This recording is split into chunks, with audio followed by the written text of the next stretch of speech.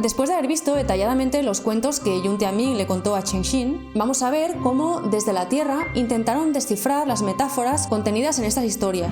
En ese momento, la atención internacional estaba centrada en otros proyectos, ya que gran parte de la humanidad consideraba que Tianming era solo un científico que aprendió ciencia en la era de la crisis, por lo que seguramente tenía muy poco que aportar a la ciencia y tecnología de esa época.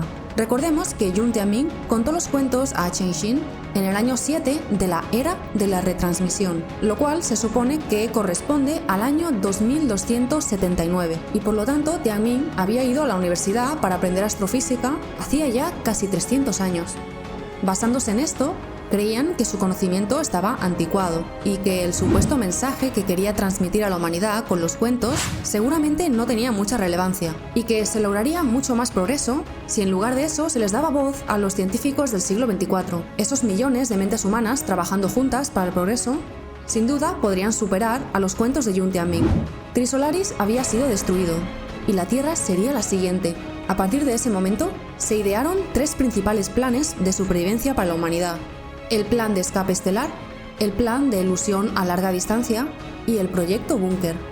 Los dos primeros planes se descartaron por diversas razones. El de escape estelar se abandonó porque la humanidad no había logrado la tecnología suficiente como para lograr una navegación estelar a gran escala en los próximos años. Tal vez una milésima parte de la humanidad podría escapar, pero el resto moriría en la Tierra.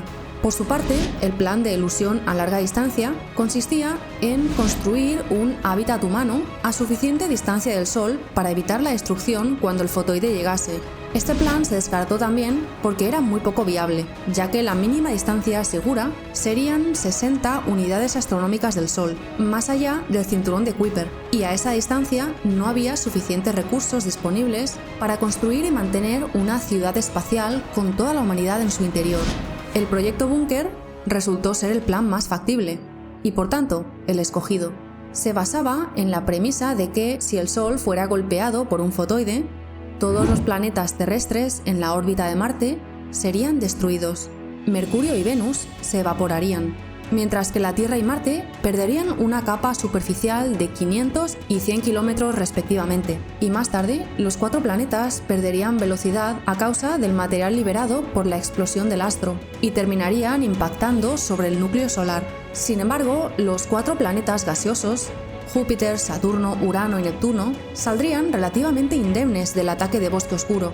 Esto hizo pensar a los científicos que podrían actuar como barreras para resguardarse de la explosión solar. El plan consistía en construir hábitats espaciales detrás de estos cuatro planetas para albergar a toda la población humana. Las ciudades espaciales orbitarían alrededor del Sol, en sincronía con los gigantes gaseosos, para permanecer dentro de sus sombras. El proyecto Búnker requería un total de 50 ciudades espaciales, cada una de las cuales sería capaz de dar cabida a 15.000 personas. Más concretamente, 20 ciudades estarían protegidas por Júpiter, 20 por Saturno, 6 por Urano y 4 por Neptuno. Tras la destrucción del Sol, la principal fuente de energía de las ciudades espaciales sería la fusión nuclear. Para entonces, el sistema solar sería como una nebulosa en forma de espiral, y el material solar esparcido proporcionaría un suministro inagotable de combustible de fusión fácil de obtener. Y cuando la nebulosa se hubiera estabilizado parcialmente, las ciudades espaciales podrían abandonar sus localizaciones y encontrar ubicaciones más adecuadas dentro del sistema solar. Es decir, pretendían esconderse dentro de búnkers detrás de los gigantes gaseosos, que actuarían como escudos para la explosión. Mientras la humanidad se centraba en desarrollar este proyecto, el comité de interpretación, junto a Cheng Xin, intentaba descifrar los mensajes ocultos en los cuentos de Yun Tianming. AA dedicó todas sus energías al objetivo de implicar al grupo Halo en el proyecto Búnker. Por esa razón dejó de acompañar a Cheng Xin a los encuentros de la comisión, pero un día le insistió para que comprase una pastilla de jabón. En aquella época, las pastillas de jabón ya no se fabricaban, y Cheng Xin le dijo que si quería darse un baño, lo mejor sería comprar una botella de baño de burbujas, pero AA se negó en rotundo. Ella quería darse un baño con una pastilla de jabón, como la princesa del cuento. Así que ambas tuvieron que ir hasta un museo para encontrar una pastilla. La que encontraron no estaba en venta y se encontraba resguardada detrás de una vitrina, como si fuera una reliquia. El precio era desorbitado. Valía lo mismo que comprar una fábrica de productos de limpieza, pero Cheng Xin, que le tenía muchísimo aprecio a AA, ya que siempre la cuidaba cuando estaba deprimida, decidió gastarse el dinero para comprársela. Ambas regresaron a casa y AA llenó la bañera. Luego le pidió a Cheng Xin si sabía hacer barcos de papiroflexia. Mientras lo hacía, recordó aquella tarde lluviosa en la que ella y Tianming habían hecho flotar barcos de papel en el mar cubierto de niebla. Luego, AA tomó una navaja y cortó un trozo de la pastilla de jabón. A continuación, hizo un agujero en la popa del barco de papel y colocó el trozo de jabón en su interior. Como resultado, el barco recorrió la bañera de un lado a otro. A medida que el jabón se disolvía, la tensión de la superficie del agua en la parte posterior del barco se iba reduciendo. Pero como la tensión del agua que el barco tenía enfrente se mantenía, el barco se impulsaba hacia adelante. Al observar ese efecto, ambas comprendieron a la perfección lo que intentaba decir Tianming. Era un mensaje alto y claro. Significaba propulsión por curvatura. La comisión de interpretación dedujo que Tianming les estaba orientando para que lograran obtener una tecnología que les permitiría viajar a la velocidad de la luz, utilizando propulsión por curvatura. Hasta entonces, ese tipo de tecnología era un sueño, era algo que nadie sabía si era posible, ni en la teoría ni en la práctica. La idea principal partía de una propuesta de vuelo espacial que consistía en doblar el espacio. Es decir, si se pudiera aumentar la curvatura del espacio y doblarlo como un folio para que dos puntos situados a decenas de millones de años luz de distancia pudieran tocarse, entonces se podría recorrer esa distancia de manera instantánea.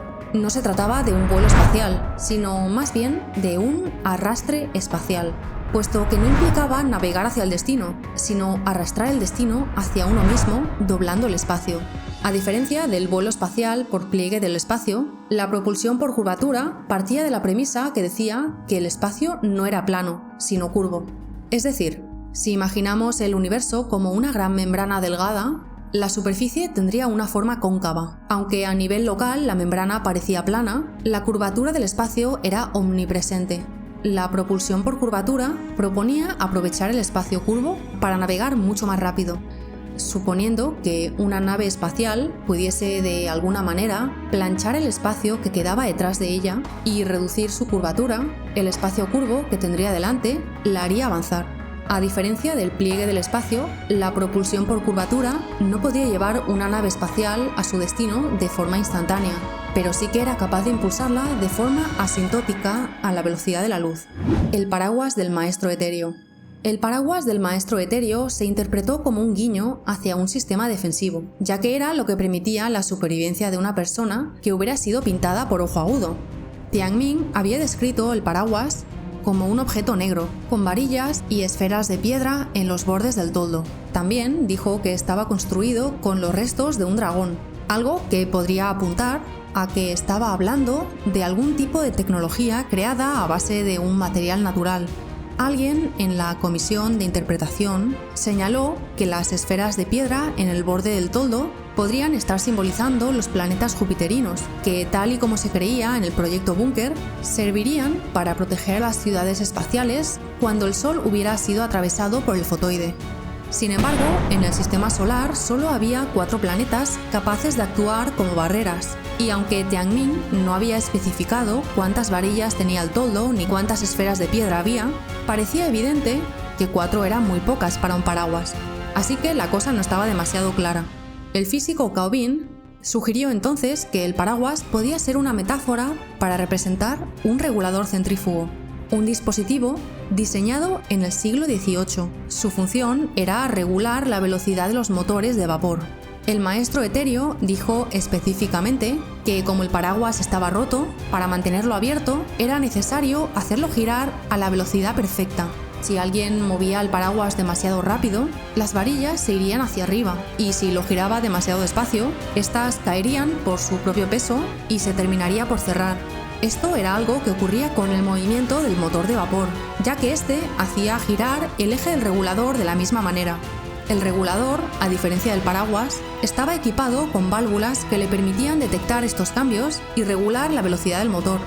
fue uno de los primeros sistemas industriales de control automático. Sin embargo, a diferencia del barco impulsado por el jabón, el regulador centrífugo no parecía apuntar claramente a nada.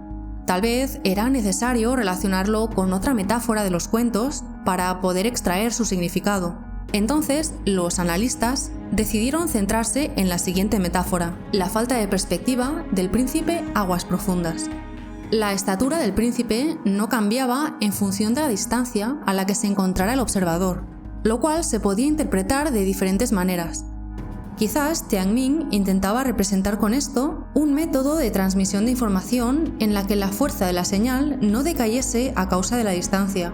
O tal vez se refería a una cantidad física que se mantuviese constante a pesar del marco de referencia utilizado. Es decir, se estaba refiriendo claramente a la velocidad de la luz. Cuando Tianming habló en el cuento sobre el origen del jabón de Herrschingen-Mosiken, se centró mucho en las dificultades que se tenía para fabricarlo. Y en ese pasaje, los analistas encontraron una pista más. ¿Sabéis de qué está hecho? Hay un bosque mágico en Herrschingen-Mosiken, formado por árboles milenarios. Cada vez que hay un vendaval, surgen de ellos un montón de burbujas. El jabón de baño de Herrschingen-Mosiken se fabrica con esas burbujas, pero recolectarlas no es nada fácil, ya que flotan muy rápido en el aire, y es muy difícil verlas porque son transparentes. Solo alguien que se mueva a la velocidad de las burbujas es capaz de verlas, y eso solo es posible cabalgando los caballos más rápidos, de los cuales no hay más de 10 en todo Herrschingen-Mosiken. Los artesanos que fabrican el jabón montan esos caballos para recoger las pompas con una red de gasa fina. Las burbujas tienen diferentes tamaños, pero incluso la mayor de ellas estalla al ser capturada por la red y se convierte en burbujas más pequeñas que se escapan al ojo humano. Hay que recoger centenares de miles de esas burbujas, e incluso millones, para hacer una sola pastilla de jabón. Pero cuando el jabón está en el agua, cada burbuja recolectada se convierte en millones de nuevas burbujas. Ese es el motivo por el que este tipo de jabón de baño suelta tanta espuma. Las burbujas no tienen peso, y por eso el auténtico jabón de baño de Herrschingen-Mosiken tampoco pesa nada. Es decir, se refería a lo más rápido, aquello que no tenía peso ni masa. Esto hizo recordar a los analistas la metáfora del paraguas, que se había interpretado como una referencia al regulador centrífugo. Todo parecía indicar que los tres elementos, el príncipe Aguas Profundas, el jabón y el paraguas, simbolizaban la luz, pero el pasaje que hablaba sobre capturar las burbujas del árbol tenía dos posibles interpretaciones: recolectar la potencia de la luz o bien reducir su velocidad. Los intérpretes empezaron a deliberar la idea de reducir la velocidad de la luz dentro del sistema solar. Si se lograse, ese efecto se podría observar desde la distancia a escala cósmica, y quizás esa situación podría hacer pensar a un observador externo que la humanidad no era peligrosa, ya que, aunque desarrollásemos naves capaces de alcanzar la velocidad de la luz, nos llevaría muchísimo tiempo salir del sistema solar, y por lo tanto, lanzarnos al espacio a colonizar otros planetas representaría un esfuerzo casi insalvable. Sin embargo, incluso reducir la velocidad de la luz a una décima parte del 1% no sería suficiente, ya que con una nave capaz de viajar a 300 km por segundo no se tardaría tanto en salir del sistema solar. Además, el hecho de demostrar que la humanidad es capaz de modificar una constante física dentro de una región del espacio tan grande equivaldría a declarar que los humanos poseen una tecnología muy avanzada. Sería precisamente una advertencia de peligro cósmico, que haría que las especies alienígenas más hostiles decidieran destruir la Tierra y aniquilar a la humanidad antes de que evolucionase para convertirse en un problema más grande. Los intérpretes se atascaron en este punto y buscaron más pistas dentro de las historias, pero no encontraron nada. Por suerte, fue entonces cuando el misterioso nombre de Herrschingen-Mosiken fue descifrado. El nombre de Herrschingen-Mosiken parecía una pista importante. Era un nombre extraño al que Tianming le había dado mucha importancia. Había muchos elementos dentro de esta historia que provenían del reino de Herrschingen-Mosiken, como por ejemplo el propio Capitán Vela Larga, pero también el jabón mágico, el maestro etéreo, el papel que se utilizaba para pintar los cuadros e incluso la tabla de obsidiana necesaria para alisarlo. Pero nadie lograba descifrar qué significaba.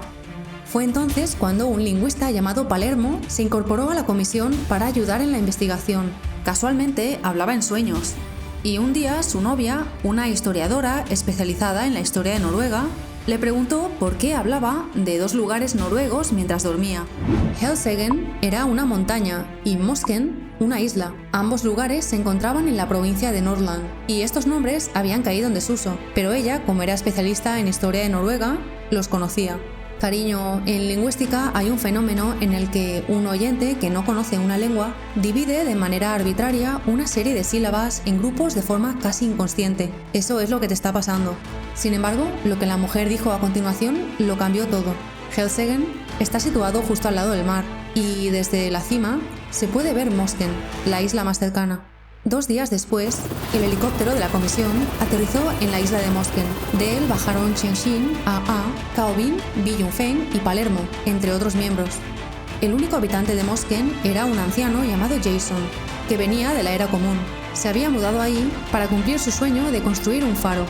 En la Era Común, él se dedicaba a construirlos, pero en aquella época ya apenas existían, así que quería dejar parte de su legado en el mundo para que la gente de esa época pudiese ver lo que era un faro, y el gobierno le dijo que si quería hacerlo, tenía que irse a esa isla deshabitada. El grupo no encontró nada interesante en la isla, así que se dispusieron a explorar Helseggen. Sin embargo, en lugar de tomar el helicóptero, A.A. insistió para cruzar el estrecho en barco con Jason. La distancia era muy corta, pero él les dijo que tendrían que dar un rodeo, ya que en ese momento no se podía navegar debido al Maelstrom, un vórtice que se tragaba todos los barcos. Seguramente Tianmin conocía el lugar gracias al relato de Edgar Allan Poe, llamado Un descenso al Maelstrom, en el que decía que la superficie del torbellino formaba un ángulo de 45 grados.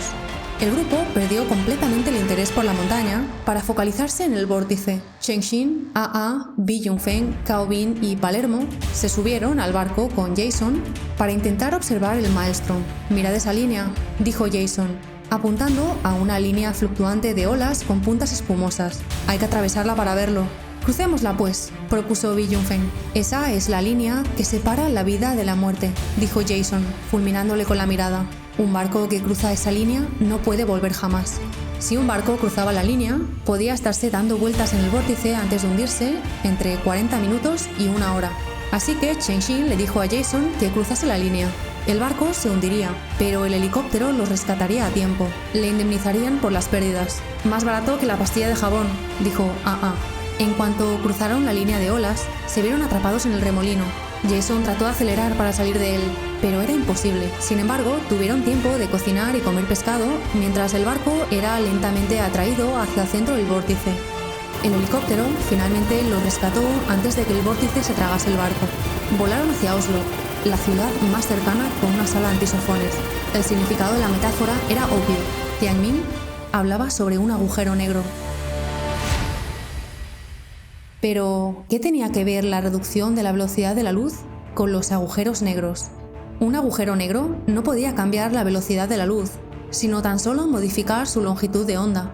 Cao Bin señaló que durante la Era Común, un grupo de investigación había logrado reducir con éxito la velocidad de la luz a través de un medio en un laboratorio hasta los 17 metros por segundo, inferior a la velocidad a la que se movía una bicicleta. Si se lograba reducir la velocidad de la luz a través del vacío hasta 16,7 km por segundo, la tercera velocidad cósmica del sistema solar, la luz dejaría de ser capaz de escapar la gravedad del Sol y el sistema solar se convertiría en un agujero negro.